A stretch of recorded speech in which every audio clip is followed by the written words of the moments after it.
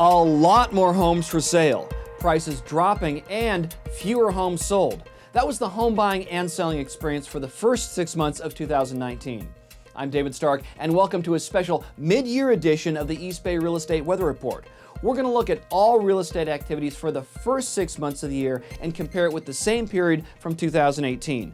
Doing this will take out some of the seasonal nature of real estate and show some definite trends.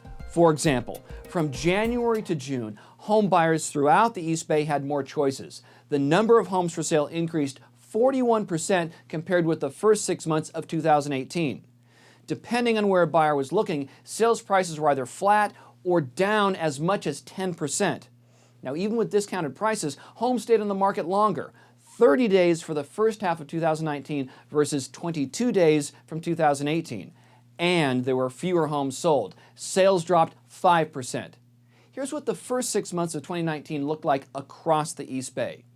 880 corridor. The number of homes listed for sale increased 47%. Sales prices dropped on average 10%, with the median at 903,000. Days on market jumped more than 30% to 25 days, and homes sold dropped 2%. West Contra Costa County.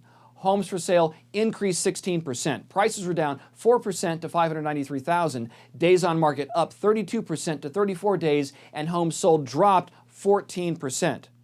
Central Contra Costa County. Homes for sale up 22%. Prices down on average for the area only 1% to 823,000. Days on market up 47% to 32 days. Homes sold dropped 2%. La Miranda. Homes for sale up 29%. Sales prices on average down 1% to 1.481 million. Days on market up slightly from 28 to 29 days. Homes sold dropped 17%. Tri-Valley. Homes for sale increased 50%. Sales prices dropped 3% to 1.2 million. Homes were on the market 40% longer at an average of 30 days. Homes sold dropped 8%. The Delta. Homes for sale up 45%. Prices down less than 1% to 469,500. Days on market up 41% to 38 days. Homes sold dropped 13%.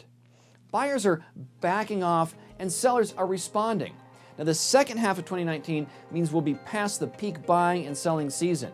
Inventory and prices could be leveling off. We'll see you next month.